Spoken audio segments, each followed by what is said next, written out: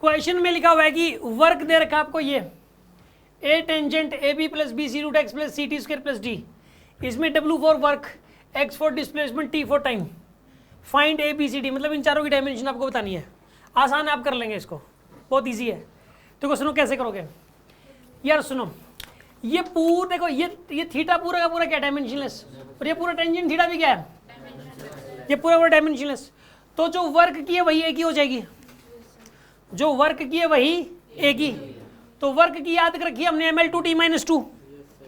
Work की और energy की सेम होती है और टॉर्क की, तीनों की सेम होती है। क्या होती है वर्क की, तो एक ही भी क्या आएगी यहाँ पे, ये समझ में आ गया। अब सुनो इस पूरे की क्या हो जाएगी 1, तो ये भी, ये इंडिविजुअली भी क्या हो जाएंगे,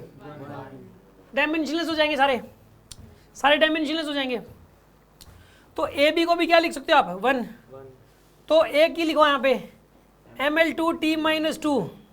इंटू बी इक्वल टू 1, तो बी की क्या आएगी यहाँ पे l-2t2, ये आएगी बी की डायमेंशन आगे भाई। अब सुनो बी सी रूट एक्स की क्या आएगी 1,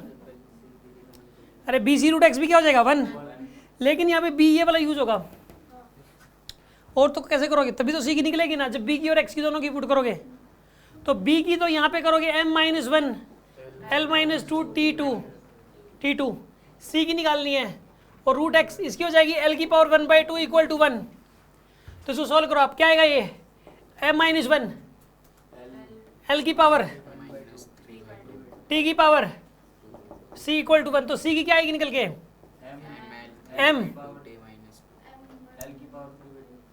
m इधर l की पावर और t की पावर, ये आपके पास किसी की डायमेंशन आ गई, सी की डायमेंशन आ गई। सिंपल सी बात है यार, ये सी की डायमेंशन आपके पास निकल के आ गई। डी की हो जाएगी डायमेंशन से, डी तो डी की आएगी 1 आएगी डी की, क्योंकि डायमेंशन से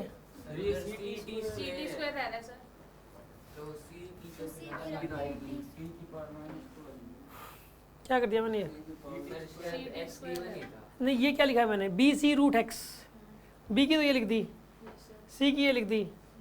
रूट एक्स क्या लिखी, यहाँ से क्या निकल के आई है सी की, सही बात कर रहे हो, सी की वहाँ से यहाँ से अलग आएगी और यहाँ से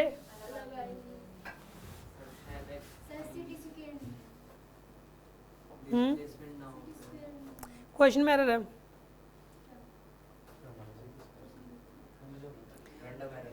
नहीं सी इसका यहाँ से ना सी टी स्क्वायर घटा दो बस आप, कुछ नहीं, सी टी स्क्वायर कुछ नहीं, यहाँ पे सी टी स्क्वायर कुछ नहीं, हटा दो इसको, क्योंकि सी की तो नहीं आ सकती ना, ये इक्वेशन पॉसिबल नहीं है। एक्स इसने डिस्प्लेसमेंट बोल रखा है इसलिए जरूरी है, क्योंकि इसने बोल दिया, तो फिर क्या मानते हैं, फिर अपने पास तो ऐसे नहीं देगा जरूर एक्स क्या है यहाँ पे, ना दिया तो फिर क्वेश्चन इनकम्प्लीट है। अच्छा ये कह रहा है कि सर एक्स की भी फिर पूछी होती है, एक्स की पूछ तो नहीं रखी ना इसने, एक्स की इसने पूछी नहीं रखी,